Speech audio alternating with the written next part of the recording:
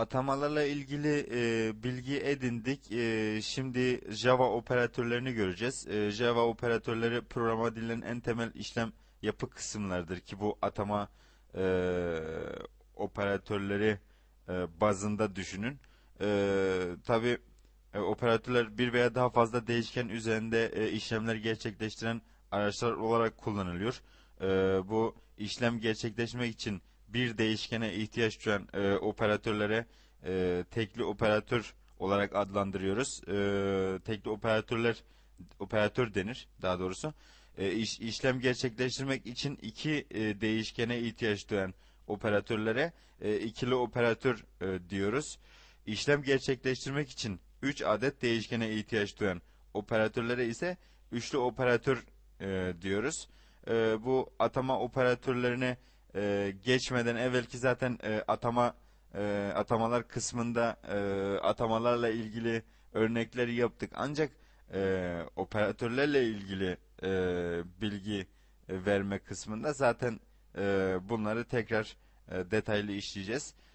Java operatörleri konu altında atama operatörleri bulunuyor. Aritmetik operatörler işleyeceğiz. İlişkisel operatörler işleyeceğiz. Mantıksal operatörler, bit düzeyinde operatörler ve operatörlerin çalışma önceliğiyle ilgili geniş bilgiye yer vereceğiz. Şimdi biz dilerseniz atama operatörlerle devam edelim.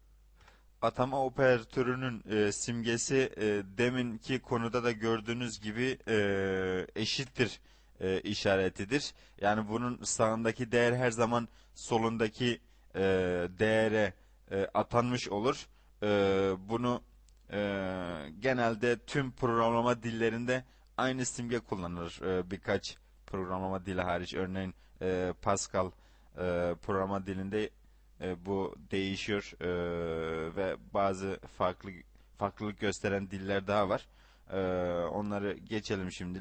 Dilerseniz bir örnek yapalım. Hem bu arada deminki konuda da, önceki konularda da işlediğimiz veri tiplerinin aslında aldıkları değer aralığı, yani minimum değer ve maksimum değerlerle ilgili de bilgi edinmiş olalım. Yani bir taşla iki kuş vuralım. Hemen örneği tam sayılar atamasıyla başlayıp örneklendirelim.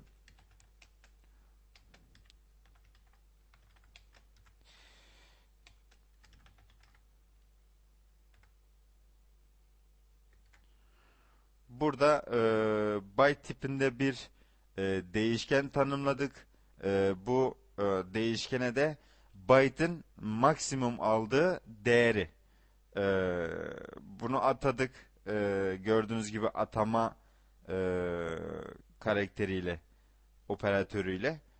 Hemen ikinciyi tanımlayalım.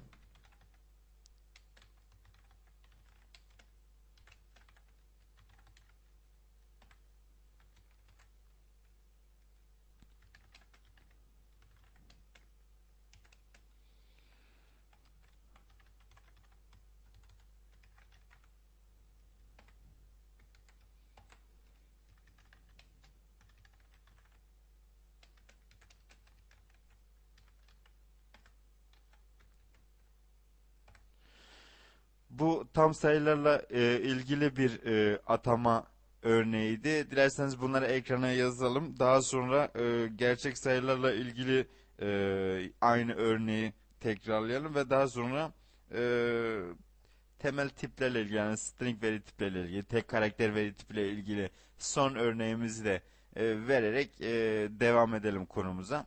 Bunu hemen e, klasik fonksiyonumuzda hemen yazalım ekrana.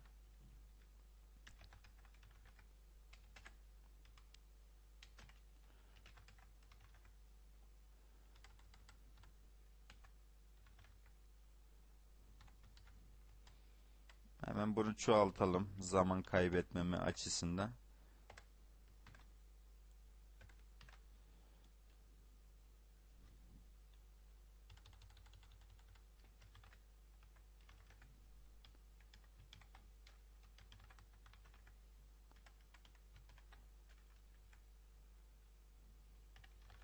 int sayı diye yazmışız. Int sayı diyelim şuna. İsim olarak ki belirgin olsun.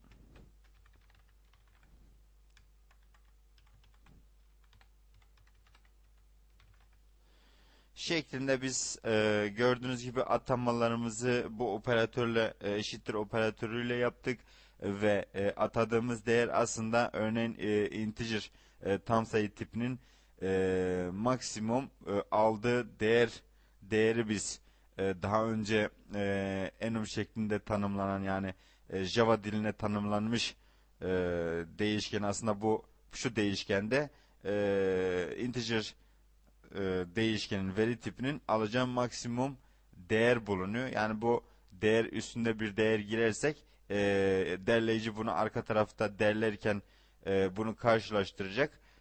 Dolayısıyla bize uyarı verecek. O yüzden bu sabit bir değerdir. Neyse bunu daha ileriki konuya bırakarak bunu atadığımız şeklinde hemen derleyerek uygulanmayı bakalım. Byte sayısı eksi 127 ve artı 127 arasında bir değer aldığını belirtelim. Burada zaten bunu maksimum olarak gördük. Sort tam sayı tipi 32.767 şeklinde artı tam maksimum alacağız sayı aralığı 32.767 şeklinde belirtilmiş ki minimum alacağı değer de eksi 32.767 veyahut da 68 olması gerekiyor. Biraz sonra hemen onu da göstereceğim.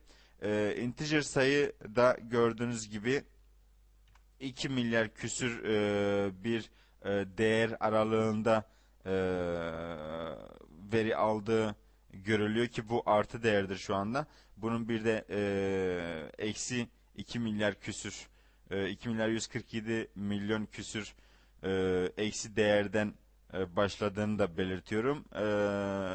Long sayı şeklinde tanımladığımızda gayet uzun yani integer sayısının kaç katı demiştik bunu hemen hatırlayalım. Yaklaşık 8 katı şeklinde bir eksi değerden başlayıp artı değere kadar çıktığını da e, belirtelim burada ki görülüyor. Şimdi hemen bunların bir de minimum değer örneğini yapalım hemen. Bunu zaman kaybetmeme açısından ben hemen bu şekilde kopyalayıp değiştireyim. Min sayı şeklinde, byte min sayı şeklinde, sort min sayı şeklinde, int min sayı şeklinde ve launcher min sayı şeklinde devam edersem burada da gördüğünüz gibi hemen noktayı bastığımızda bize enum tipini daha önce tanımlanmış şeklini gösterdi.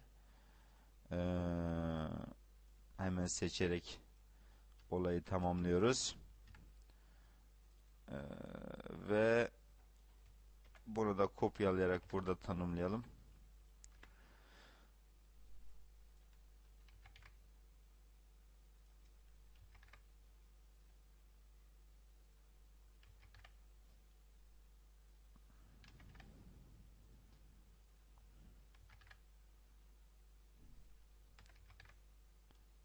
Ve son veri tipimizi de düzelttikten sonra bunu tekrar değerleyelim. İsterseniz buraya bir e, mesaj koyalım.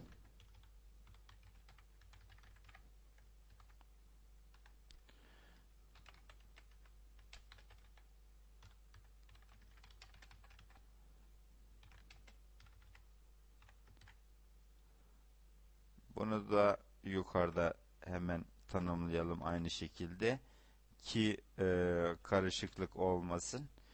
Hemen bunu derleyelim uygulamamızı.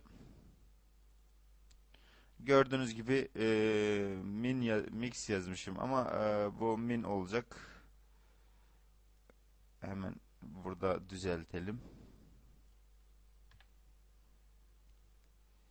Evet, sıkıntı yok şu anda sanırım. Evet. Min alınabilecek değerler gördüğünüz gibi byte eksi 128, pardon ben eksi 127 demiştim ama 128'den artı 127'ye kadar sayı aralığında değer alıyor. Sort 32.768 eksi 32.768 artı 32.767 aralığında değer alıyor.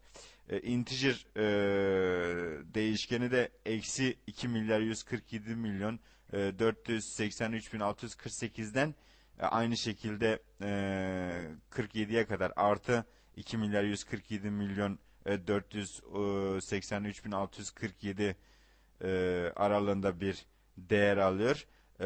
Aynı şekilde lunch dediğimiz veri tipi de eksi e, eksiden artı katrilyon şeklinde bir değer alıyor. Aralığında bir değer alıyor. Yani biz demin ne demiştik? Özellikle veri tipi tanımlarken bunu ezbere tanımlamıyoruz. Alacak değerlere bakıyoruz. Eğer byte sayısı kadar bir değer alacaksa, böyle bir değer biz barındıracaksak, saklayacaksak, bunun için tutup da integer bir değişken tanımlamanın hiçbir manası yok. Çünkü bellekte bu boş yer kaplayacak. Dolayısıyla bu uygulama çalışırken bize hız bakımından ve bellek tüketimiyle ilgili bize bizim aleyhimize işlenecek bir durum. Bunu da göz önünde bulundurarak veri tiplerini tanımlarken özellikle dikkat edeceğimiz konular bunlar. Java dilinde özellikle atamalarla ilgili birçok kısıtlamalar vardır. Özellikle veri artırma, toplama işlemleri, demin yaptığımız toplama işlemi gibi değişkendeki değeri arttırma, azaltma, bölme, onun dışında çarpma, toplama gibi işlemlerde özellikle kullanılan kısıtlamalar vardır. Ancak bu kısıtlamaları uygularken, tanımlarken, kullanırken daha doğrusu bunlarda çok dikkatli olmamız gerekiyor. Çünkü en küçük bir mantık hatası daha sonra bizi bayağı bir terletecek ve küçük oldukları için uygulama kodlar arasında görmek de güçleşiyor. Dolayısıyla zorluk çekmeden, mantık hatası yapmadan işlemlerini yaparsak dolayısıyla çok kullanışlı e, tekniklerdir. Bunu da hemen belirttik ve devam edelim. Bu bitişik operatörlerle ilgili ben küçük bir tablo hazırlayacağım.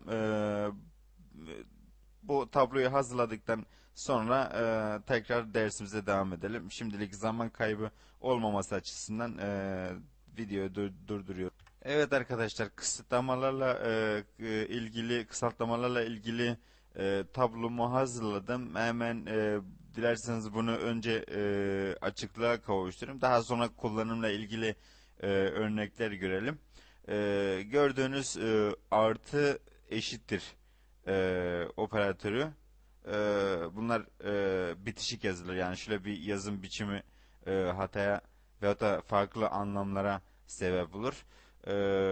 Artı hemen akabinde tanımladığımız eşittir atama operatörü, kullanım şekli değişken, artı eşittir operatörden hemen sonra tekrar değişken, toplamak istediğimiz değişkeni belirtiyoruz.